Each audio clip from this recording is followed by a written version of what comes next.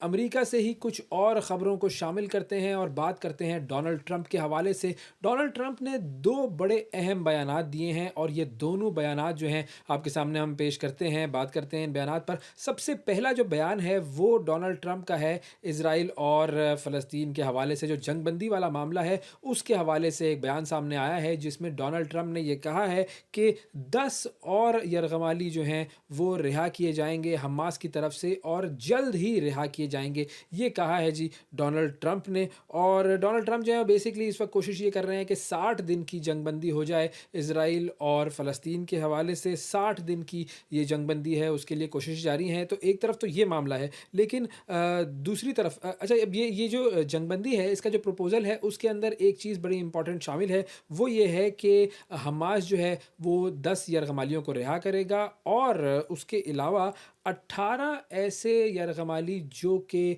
मर चुके हैं, उनकी बाक़ियात जो हैं वो भी इसराइल के हवाले की जाएँगी। और उसके जवाब में इज़राइल की तरफ से एक ख़ास नंबर है फ़लस्तीनी जो कैदी हैं उनके पास, वो रिहा किए जाएँगे। ये नंबर अभी रिलीज़ नहीं किया गया है कि ये कितने कैदी होंगे, लेकिन कहा ये गया है कि ये एक बड़ी तादाद होगी। अच्छा, अब सवाल सबके ज़हन में ये आता है कि जब ये मामला हो जाएगा और सारे जो यरग़माली हैं वो हमास की कैद से निकल जाएँगे और सब इसराइल के पास वापस पहुँच जाएँगे, तो फिर क्या इज़राइल और अमेरिका रिलायबल रहेंगे या नहीं रहेंगे? ये एक बहुत बड़ा सवाल है। बहरहाल इस वक़्त जो है वो जंगबंदी के हवाले से कोशिशें चल रही हैं और इसी सूरत-ए-हाल में मोसाद का जो चीफ़ है, जिसका नाम है डेविड बार्निया, वो स्टीव विटकॉफ से मिला है और इन दोनों की मुलाकात हुई है। और इज़राइल की तरफ से इन दोनों के दरमियान जो बातचीत हुई है, उसका जो बेसिक मकसद था, वो था कि फ़लस्तीनियों को रिलोकेट करना। और रिलोकेट कहाँ किया जाना है, ये बता दूँ मैं आपको। इथियोपिया, इंडोनेशिया और लिबिया, ये 3 ममालिक ऐसे हैं जिनमें फ़लस्तीनियों को बेदखल करने के बाद फ़लस्तीन से निकालने के बाद, गज़ा से निकालने के बाद इन 3 ममालिक में बसाने का ये प्लान है जो कि बनाया जा रहा है। तो एक तो ये बड़ा इम्पोर्टेंट बयान है जो कि डोनाल्ड ट्रंप की तरफ से आया है। दूसरा बयान डोनाल्ड ट्रंप की तरफ से आया है और वो पाकिस्तान और भारत की जो जंग हुई थी उसके हवाले से है। और हम सब जानते हैं कि जी 7 मई को भारत ने पाकिस्तान पर हमला किया था और फिर पाकिस्तान ने उसका मुंह तोड़ जवाब दिया।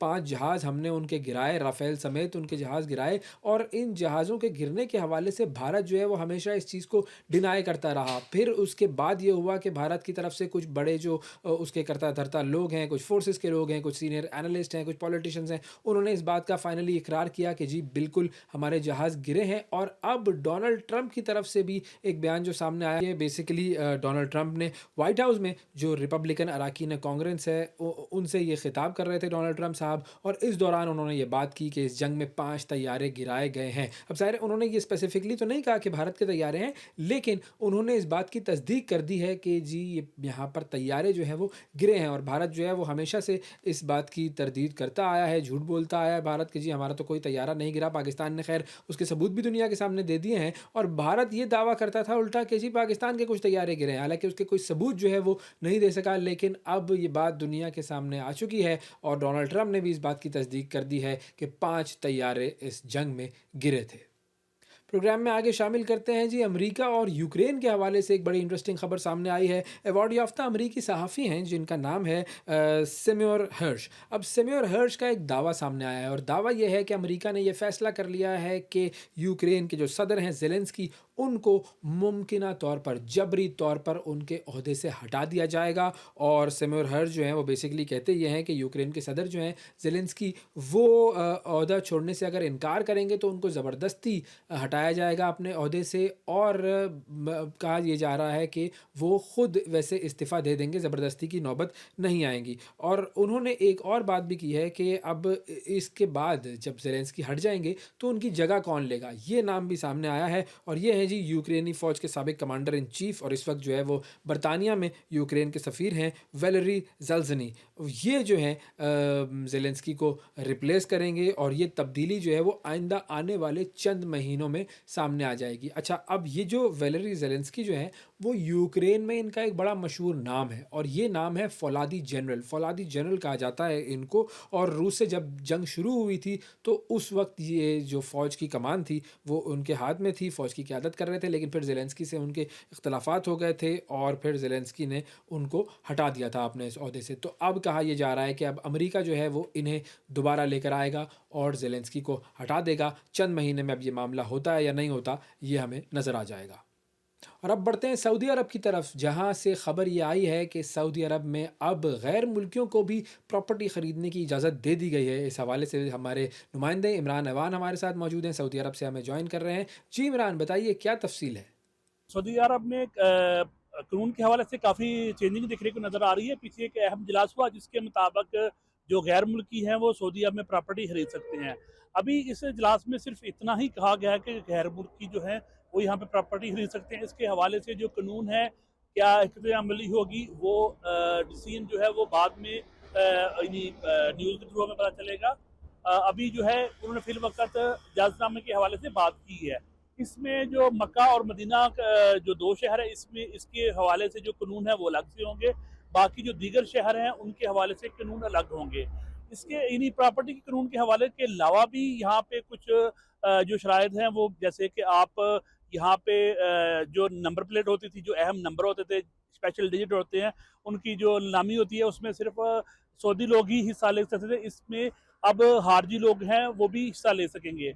इसके अलावा जो एक अहम जो पेशरफ हुई है उसमें ये भी है कि आप जो सऊदी स्टॉक एक्सचेंज है, इसमें भी आप अपनी यानी जो है वो इन्वेस्टमेंट कर सकते हैं।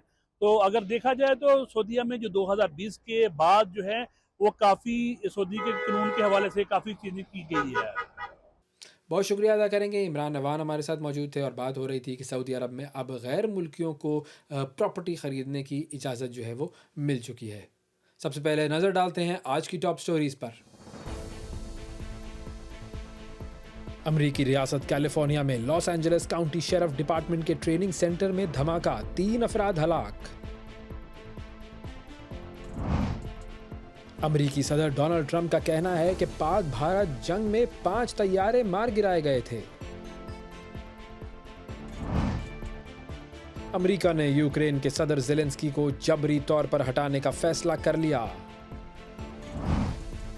सऊदी अरब करवाएगा क्रिकेट लीग, लेकिन भारत और बर्तानिया को एतराज। और अमरीका का जेफरी एप्स्टीन केस क्या रंग लाएगा?